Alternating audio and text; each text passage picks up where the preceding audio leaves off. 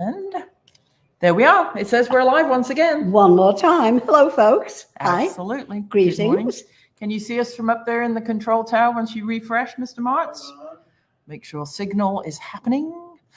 So today we're super excited. One of our dear, our family's favorite people in all the world. This kid is made of gold, I tell you. I'm going to make myself cry when I think about him. We met, and Thom and his group, GIS of Comedy, were doing a benefit at the theater over here at the West LA Veterans Hospital Center. It was a fundraiser, and we all just fell in love with Thom Tran. Yeah. He is everything. He is a combat veteran, a Purple Heart recipient, a stand-up comedian, a podcast host, a guitarist, a band leader, a broadcaster. And so without further ado, I'm going to click hopefully the right button and welcome Staff Sergeant retired, Thom Tran. Hello. Hello, darling. How are Welcome. you? Good morning. I'm glad I finally get to do this because I know, finally. We've been trying for so long, but you're such a busy boy. Yeah, my schedule just has not let me do it, but I'm free now. So. Oh, good. Well, you're not free, but you're reasonable, right? Yeah. I'll put your Venmo up in a bit. It's not free, but yeah, can be had for the right price. Hi, Sammy in Atlanta. Hi, everybody. They're all checking into the room now. Hi, kids. So, we first met when you guys were doing that benefit over in West LA, and the Wadsworth Theater. That's right. That's it. Yeah. And I got a call one morning saying from Tim Bick, whose agency was putting it all together, and he's like, "Let's bust out a billboard for the side of the 405. Do you have the dimensions?" And I'm like, "I believe they're 19.5 feet high by 46 feet wide. Do you have any photos?" And that was how we met. And there's Mario. Hi, Mario with the lion mane. Oh, God. Mario, this is one of my kids. Yeah. My goodness, he's beautiful. Take a seat. Yes. Take a seat. Take a seat. Make Daddy's leg go numb because you weigh 14 pounds. He's a chunk.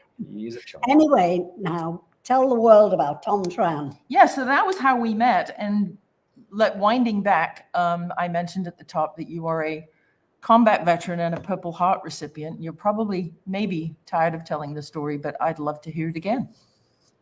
I grew up a young, small black child in Washington, D.C. Murphy story. I'm sorry. Eddie Murphy, one of my heroes. No, I enlisted in the Army in 1997 during peacetime, other than the things in Bosnia and other places. And then 9/11 happened. Iraq happened. I deployed to Iraq December of 2002. The war started March of 2003. I crossed the border on 29 March 2003, and on April 4th, I got shot in the back of the head. Oh. My fourth day in Iraq. I stayed. I bandaged up my own head. I finished that mission. I did another mission, and then we got me to the combat hospital. Good God. I had stuff to do that day. Yes, indeed. Wow. I stayed my 12 months in Iraq, and then I redeployed December of 2003, just about 12 months boots on the ground. So like 11 and a half months or something. Mm-hmm. And did you know immediately, did you feel heat, pain, numbness, bullet? How does it feel? I remember exactly what I felt. It felt like a wet wiffle ball bat had hit me in the back of the head. Oh. Because you have this adrenaline pumping, you're in the middle of a gunfight, bullets literally whizzing by you. Yeah. And I felt something smack me on the back of the head. And I remember just thinking, oh, that was weird. Because I've been hit with a wet wiffle ball bat. I have an older brother. Well, only you would have both experiences. I knew exactly. And that was my first thought. I remember being hit in the back of the head with a wet wiffle ball bat because I have a brother who's 10 years older and hates me. And that's what it felt like. And it wasn't until after I bandaged my head, because I bandaged my own head.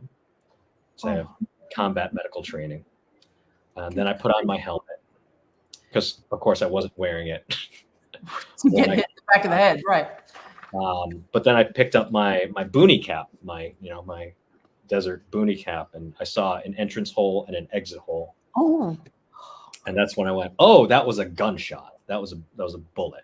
Wow. That's when I realized it happened, what it was. What was the bumblebee story I half remember? Bumblebee story. Oh, the ladybug story. Oh, ladybug, not bumblebee. That's right, The I ladybug remember. story.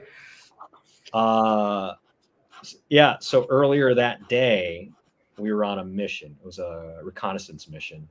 We were on Highway 1, stopping vehicles and collecting intel, sending them on their way. And a bumblebee or a ladybug landed on my hat. And one of my soldiers said, "Hey, that's good luck. It means you're not getting shot in the head today." Like, actually said that. And then, 4 or 5 hours later, I'm in a combat hospital with a gunshot to the back of my head. Oh my gosh. And I got released. I went back to my operations center, and I was outside having a cigarette. I don't smoke anymore, but you just get shot, you're gonna have a cigarette. Yeah. And I remember thinking, that soldier said, "Hey, that's good luck. Right. It means you're not getting shot in the head." And then as I was thinking that, a ladybug started flying around my balls. oh no. Freaked out. Oh Yeah. God, I bet you swatted that thing away so fast. Punched myself right in the dick. Right in the dick. Hardest punch I'd ever thrown in my life. At your own equipment. Oh Yeah. my God. Yeah. Oh. So I started screaming, and all my soldiers came out. And they're like, "Oh no, we got shot again." I was like, "No, Just a ladybug ladybug. Yeah. punch to the net. And this captain was like, "A ladybug punch Only in the you balls?" would Like, find no. comedy. Yeah. Yeah, only you would find something Comedy, funny about yeah. getting shot in the head. And I must say, we've done hundreds of TeaFlixes, but I have never actually had the privilege of asking somebody, what does it feel like to get shot in the head? So Yeah. go me. New Yeah. question. Thank you. Yeah. So, That's most amazing. people who get shot in the head can't answer. No, that's true. No. But you're still absolutely. rocking, that's for sure. So when you were over there, I mean, in the thick of it, did they have such things during the Iraq War as the USO? And is that, so you were entertained by certain people at certain times when you were away from the front lines? Entertained, yeah. Yeah. Bruce Willis and his band came over to Kuwait, and I remember him being absolutely hammered on stage. Oh, good boy. Oh. Which for us was like, this is bullshit, because we can't drink. No, right? No. Sloshed. But yeah, that's the only. I mean, I know they had other entertainers come over, but that's the only one I saw, because that happened in Kuwait. Once I crossed the border up into Iraq, we were not in an area where entertainers were coming. We were in small unit operations, so they're not exactly going to fly in Bob Hope and Marilyn Monroe for the weekend. No, not Good grief. no, not for where I was. No. So now, was that what gave you initially the idea to form GIs of Comedy? I mean, had you had a stand-up comedy career before you enlisted? Oh, goodness, no. I did stand up. I mean, I did stand up in college for a class one time. Okay. And I'll never forget. It was a Jerry Trentham's voice and diction class. Mm-hmm. And the idea was to find your voice. I was a broadcasting major. I worked in radio. I work in radio still, one capacity or another. So I did this class, and the syllabus said our final project was to take a scene from our favorite movie and do it in our own voice. Okay. And then I asked Jerry, I said, "Hey, instead of that, can I try stand-up comedy? I've always loved stand-up comedy. I've never had the opportunity to do it. I don't have any idea on how to do it. Can I try it for this class?" And he said, "Sure, you have 5 months and 4 days to write 5 minutes of material." And it took me 5 months, 4 days, and like 15 hours to write Yeah. I bet, when you say that to somebody off the top of your head, you got 5 months to write 5 minutes. The average uninitiated person goes, piece of easy. cake. Yeah. But it's really not. I was right up until, I walked into class that I worked on this 5 minutes of material. And I don't remember anything because I kind of blanked out. Wow. But I know it went well because a girl that I had a crush on in that class gave me her phone number after. Oh, well. 5 months of, me being Okay. like the quiet guy in the back of the room, Yeah. which is weird to think that I'm the quiet guy. But one of my buddies who lived in LA for a little while was in that class, and we talked to 20 years later, and he said, "Yeah, you were really good. Like your stand-up was really good." And I don't remember because I blanked out. Wow. And then 2 weeks later, we deployed to Iraq. Wow. And it's So all then it was like nothing was funny for years after that. 4 years. Yeah. Yeah. So I guess I was okay. I Wow. bought a house with fart joke money. And feed several cats and take them to the vet with fart joke money. Yeah. Yeah. All right, I guess. Well, that's fantastic. So do you remember what that initial piece was about? Do you still have it written down somewhere? Is it? Yeah. I have. Oh man, is it down here? Hold on, let me see if it's down here. Sorry, Mario. I found this box. As I was cleaning my house. Is it in this box? That would be great. Oh my god. No, it won't because I've seen it and it's hot garbage. Garbage. It is. It's the kind of stuff that like if this ever gets out in the world, those are power adapters. It's around here somewhere, but I have this. I found my notebook.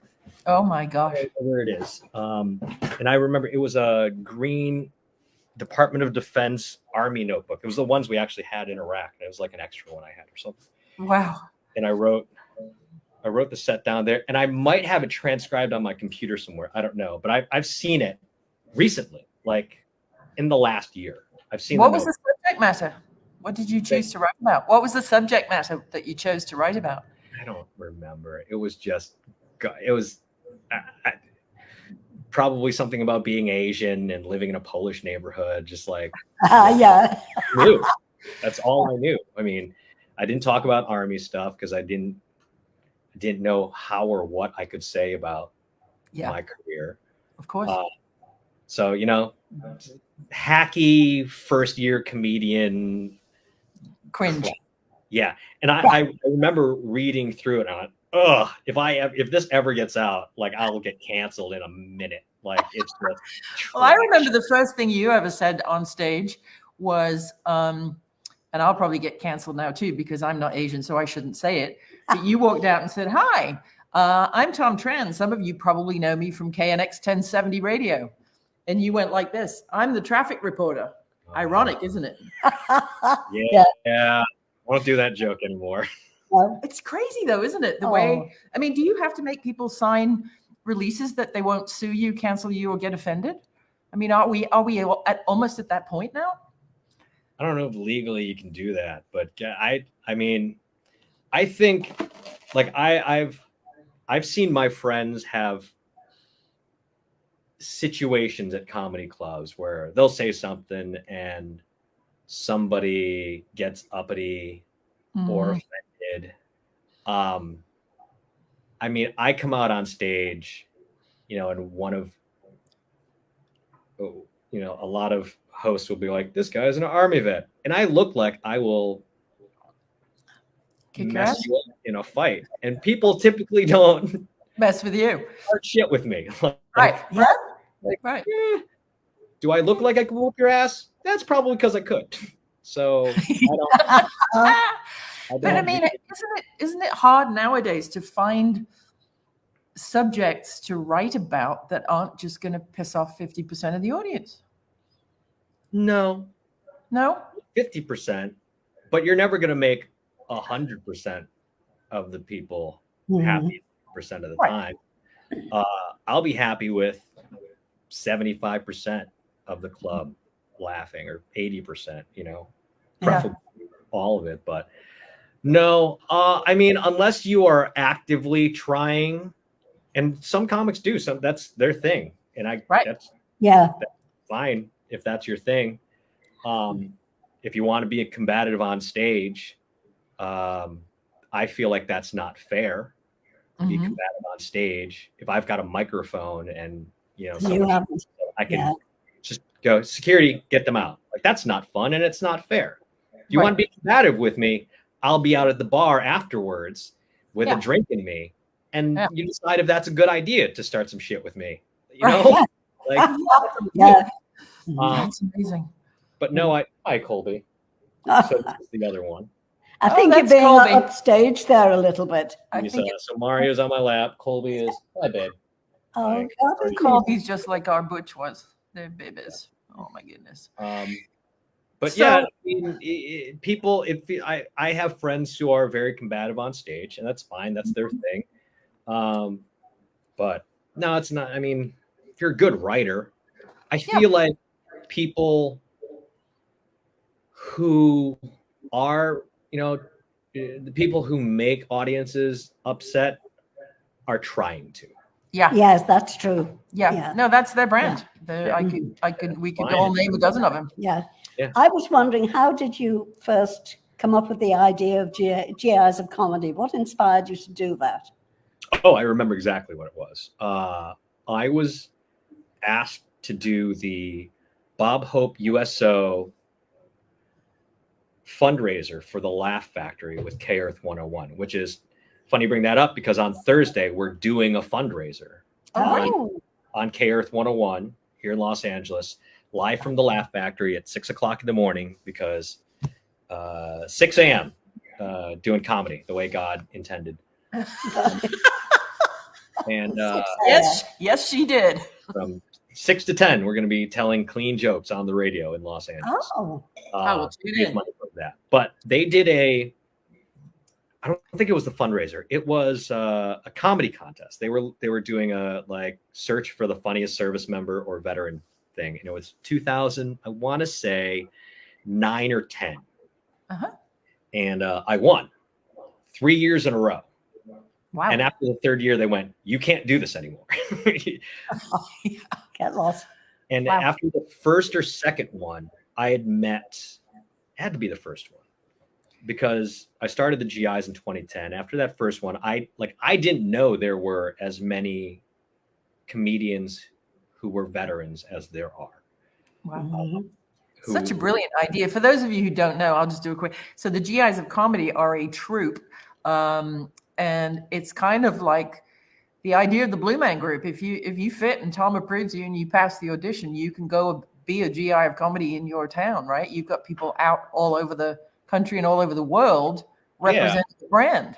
Well, I've got guys who, I've got a guy that lives in Alabama. I've got another guy that lives on the East Coast, in Baltimore. I've got a bunch here in LA. And when we travel, I kind of put together a team, who's available. Where are you? I can't go. I'll go. All right, you guys, here's an Alpha team. You go over there. Here's a Bravo team. You guys go over there. I'm going to take care of my cats or do whatever weird movie I'm doing. So yeah, I put this group together. It started off originally as just a handful of us, and it's become about a dozen. Wow. We've really grown it much since the world ended 4 years ago for a minute, because it's been had a lot going on since 20. So brought to you by Kleenex. Brought to you by Pfizer. Yeah. But I actually, so it was 2009. I did that USO Bob Hope thing, and I realized that there wasn't a group of comedians specifically tailored for that group. We had entertainers. We had Bruce Willis come to Iraq. We had comedians go performing overseas. And even in 2008, I went back to Iraq to do stand-up, but it was with 2 other civilian comedians. Wow. and I was like, oh, there isn't a group of comedians who are veterans. Who speak the language. I mean, when Yeah. I've seen you at an army show and I've seen you at a comedy club, and it's almost like two different languages because of all of the acronyms and all of the shared experiences and stuff. So what's it like writing for that? Well, the thing with our group is, and I think what sets us aside from other groups who have taken the idea and done their own thing with it, is that we can tell the same jokes regardless of the audience. Like, we've all done this enough. I mean, if you add up the combined comedy experience of this group, it's like 160 years of comedy experience. So I like to say a fart joke is a fart joke, whether that fart happened in a tent in Afghanistan or it happened at Walmart. Yeah. We as a group understand how and when to make that shift. You know, there was a night where I did the exact same set at the Army Ball recently, weeks ago. I was doing a set for the Army's 249th birthday ball. And then immediately, and I mean immediately, took some photos and then ran down the street to the Laugh Factory in Long Beach and did the same set there. And it got the same reaction because I've been doing this long enough where I know, listen, the joke's going to be funny, not because I was in the Army, but it's because of this thing. Like, what is the funny? What is the thing that's actually making the joke funny? It doesn't matter that it happened to a guy in the Army or the Marines or whatever. Yes, there are some very specific jokes. Right. Like Jose does a joke about being in the Air Force Academy. Okay. Having an inspection done. And I'm not going to tell the joke because I'm not going to do any justice. But it essentially is a fart joke. That's all it is. And must be a lot of farting in the military. I was going to say, what is it? MRE is terrible for our bodies. I was going to say, what are they putting in the coffee? Yeah. But that's the thing. Like, we are really good at that because we've been doing this for so long. Right. Like, he can tell that story of being at the Air Force Academy that less than 1% of 1% of 1% of people have been to the Air Force Academy. Right. You know? Yes. But the joke's still funny because it's a fart joke. It's not the situation leading up to it. And what makes farting funny, Tom? What is funny about farting? What's not funny about it? I think it's the uncomfortableness. Yeah.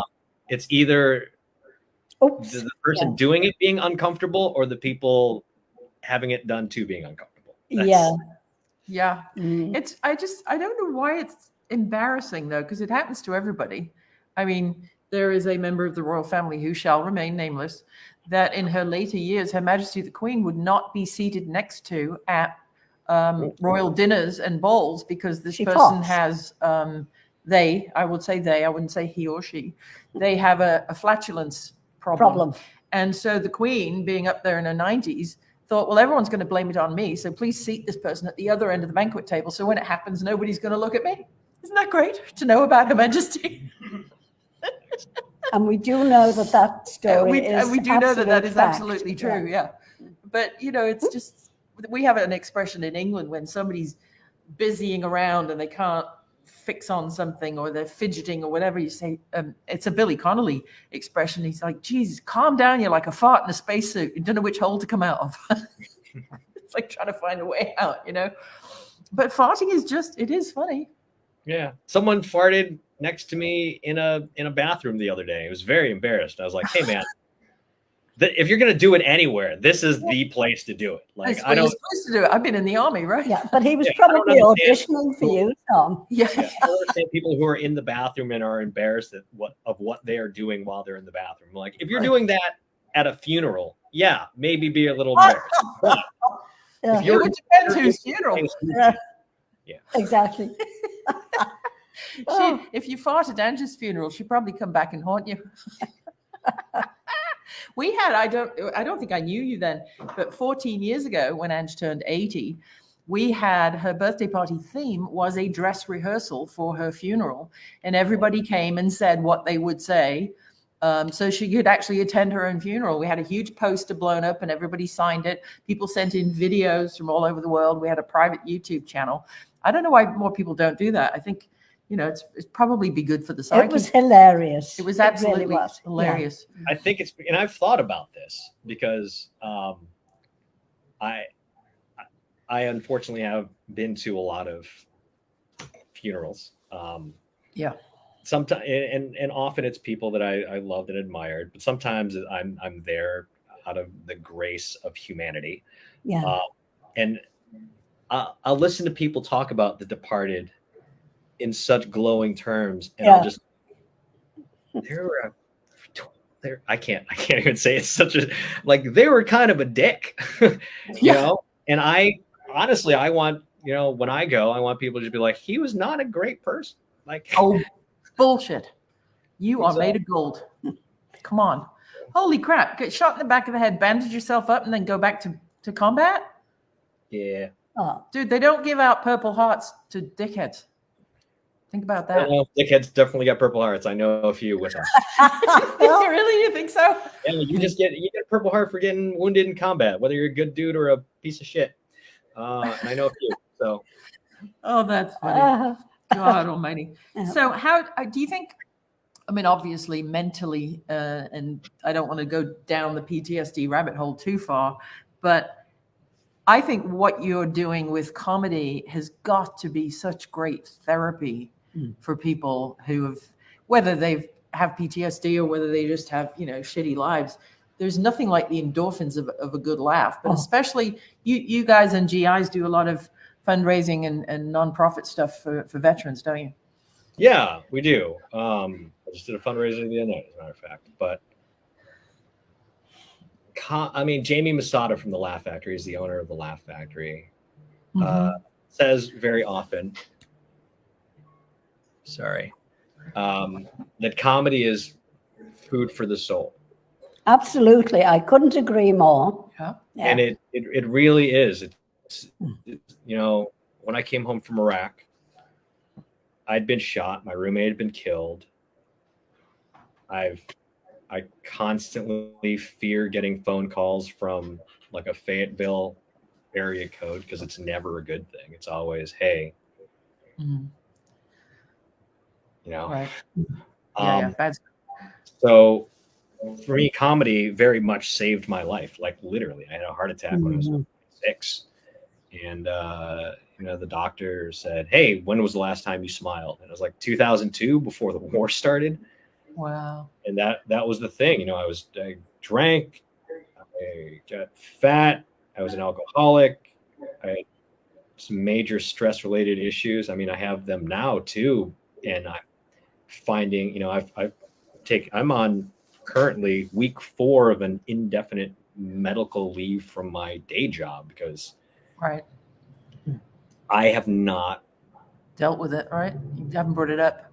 Dealt with things, but I also I'm realizing, there's a time not long ago where I could do my job on the radio and write jokes and be funny and deal with relationship stuff and deal with other things. Well, but now I can't. I find that I don't have the mental energy to do it. Right. Then I get depressed. I get very depressed very quickly. And then I spiral and it becomes a snowball. And a lot of it is because I wasn't doing stand-up. I wasn't going out at night. I wasn't. Yeah. Well, I of course follow you on Instagram, and it always just seems to me that these people that whether you know them deeply or whether you're in the same situation briefly for a backstage encounter because you're all sharing a stage, this is your tribe. This is what holds you together, and you are not alone in that, right? It's like when we worked very closely with John Cleese from Monty Python for almost 2 years. We would sit long deep into the night, him, Martin, and I, talking about exactly these issues and what is funny and what is not funny. And most comedians have a very, very deep train of thought and sometimes a dark side, but frequently, not in John's case and not in your case. But I think these people are your tribe. And if your day job is cutting into just the paycheck on Friday to pay the bills is not helping your mental health. I fully applaud you for stepping away from, the paycheck and doing not only what you need to do for Tom, but the joy you bring to other people is it's immeasurable. You'll never know. No. Right? Yeah, I mean, I guess as a non-commissioned officer, like I got to the point where I realized I can't take care of others if I'm not taking care of myself. Exactly. Put your own oxygen mask on first before you assist the person sitting next to you. Yeah. And but the thing was, I used to be able to do that. Right. I could take care of everyone around me and all my responsibilities and just hold my breath. Right. Yeah. And I'm at the point where I can't hold my breath anymore. And it's no, so you're doing the right thing. Yeah, no, you're getting professional help. Finally. And I think also somebody like you with your fame and notoriety in Hollywood and in front of the Laugh Factory and all the celebrity things that you do. And just talking about this now on our podcast, which will go on YouTube and thousands of people will see it. Removing the stigma of asking for help, I think, is just as important as fixing it, right? Yeah. Yeah. I mean, in my career in the Army, if you said, hey, I got to take a mental health break, you kiss your career goodbye. Wow. Yeah. You're not getting schools. You're not getting deployment opportunities. You're not getting career advancements. That was a very real thing. 20 years ago, 20 years ago. But now there is very much, I just got a call from a lieutenant colonel friend of mine, SF guy, who, called to check up on me because of everything going on. That's not a thing that happened when I was in. You couldn't say, hey, I got to go see the doc because I got shot in the head. My friends died. Yeah, you couldn't. Right. You sucked it up. You drove on, drank some water, rubbed some dirt on it. Right. Well, it's very much the same kind of thing as this upper class British thing that we grew up around. I mean, we're not upper crust, upper class, but it was big boys don't cry, stiff upper lip, keep calm and carry on. Don't complain. Yeah. Never complain. Right. Never explain, never complain. No, exactly. And at the end of the day, you bottle it all up and it's no good. Yeah. So no, I'm really proud of you for but dealing with it. Realizing it and acknowledging it. But it's got to be hard to step away from, speaking to 1 million people on the radio, 20 million people on the radio every day. You used to help us at one time. Oh God, we'd be on our way to Palm Springs. I know, it was funny. We had our Austrian partner Hyman Karl in from our Vienna office, and we were driving to. I think I had to go to Westwood to get him some kind of Austrian visa, the Austrian embassy on Westwood. And I texted you. I'm like, do I take the 405? Looks like crap. Am I going on the Sepulveda or whatever? And then 5 minutes later, I'm driving on the 90 with Hyman. And I said, let me just switch the radio on. And up comes the August sage voice of Thom Tran saying, for example, if you're trying to get to the West Side right now, you might want to take Sawtell to blah, blah, blah. And Ryman just looked at me like, what did you just do? He thought I was like almighty powerful. And another time I remember when we were on our way to Palm Springs and Ruth did the same thing. Yeah, 60 or the 10. Suddenly warned everybody that there was a mattress overhead on the freeway. It was funny. Yeah. I used to play that card occasionally, and I do apologize. Yeah, but we often name drop about you. Yeah. Yeah. Mm-hmm. Did it make me look important? I'll tell you what. Hey, you got the card, play it. Yeah. Oh, absolutely. Yeah. So what's up next for you on music sides? Because you are a guitar player, an accomplished band leader. You formed the One Tran Band, and I've seen your Wu Tran Clan T-shirts, which I love. Tell the folks all about your music stuff. Well, I had a bunch of bands I was playing in, so I could justify some of the guitars that I have. I have a few. Oh yeah. You think? I lost my drummer and bassist to Black Flag. Oh. And I couldn't even get mad at them. I was like, yeah, you go tour the world and play to 10,000 people. Like the last band I had was a Star Trek themed rock and roll cover band called the Bridge Crew because I'm a big Star Trek fan. Mhm. And we did a gig recently because I did this movie that. Oh, do you know about that's coming out? The movie's coming out. No. Tell the folks. So I did a movie called My Dead Friend Zoe that was written and directed by an 82nd Airborne veteran and a good friend of mine. It stars Morgan Freeman, Michael Martin Green, Ed Harris, Natalie Morales. Wow. Wow. I play a small supporting role. I basically play myself. Literally, I play myself. Hopefully you don't have ladybugs flying around your business. No. But the movie premiered at South by Southwest, and we had this after party, and my director friend says, "Hey, can you do, like 7 minutes of stand up to get the audience ready for, the after party?" And because Sonequa Martin Green is the star of the now ended Star Trek Discovery series, she was Captain Michael Burnham of the USS Discovery, and I'm such a huge Star Trek fan. I basically did 7 minutes of Star Trek jokes. Wow. And the producer of our movie came up to me and goes, "Hey, do you know that we produced the William Shatner documentary? You can call me Bill." And I said, "Yes, I do." And he said, "I heard you have a Star Trek band." And I said, "Yes, I do." But in my head, I'm going, "No, I don't," because the band broke up like. Oh, crap. So he goes, "Would you like to play Shatner's birthday party?" And I'm like, "Try to stop me." Now, I don't have a band. The band broke up like 3 years ago. Just say yes. Worry about that later. Yeah. And this was, I think, the party was on March 21st, the day before his birthday, his 93rd birthday. And this had to be early March at South by Southwest. So like 3 weeks. 3 weeks. Oh. Don't have a band. So I call up every musician I know who's a Star Trek fan. I was like, "What are you doing on March 21st? It doesn't matter. I'm telling you what you're doing. You're playing William Shatner's birthday party." Wow. Put a band together before I get back to LA. That week we're rehearsing. Like I put a set list together and got uniforms. I mean, I'm packing up. We're moving. I have 3 boxes of Starfleet uniforms, like from the original series, The Next Generation, Picard, right up to Strange New Worlds. Oh my God. Together, and we play Shatner's 93rd birthday party. They had a premiere for his documentary here in LA. Yeah. And then immediately everybody came over, and it was at Desilu Studios where they shot the pilot for Star Trek. Wow, fantastic. So Shatner gets up and he goes to give a speech. Kevin Smith is hosting the event, and Shatner comes up to give a speech.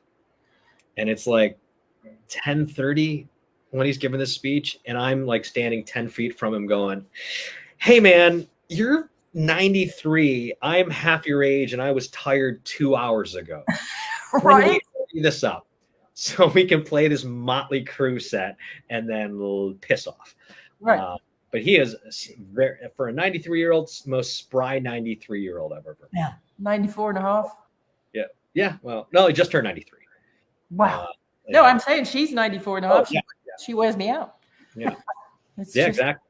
What What that was my last band, but I do musical comedy. I started my career as a guitar comic, which is much hated by the comedy community. But I realize it's because most comics that do it aren't that good as musicians. Yeah. And I think the difference is I'm an actual musician. I'm a certified, bona fide, paid musician that happens to be okay funny.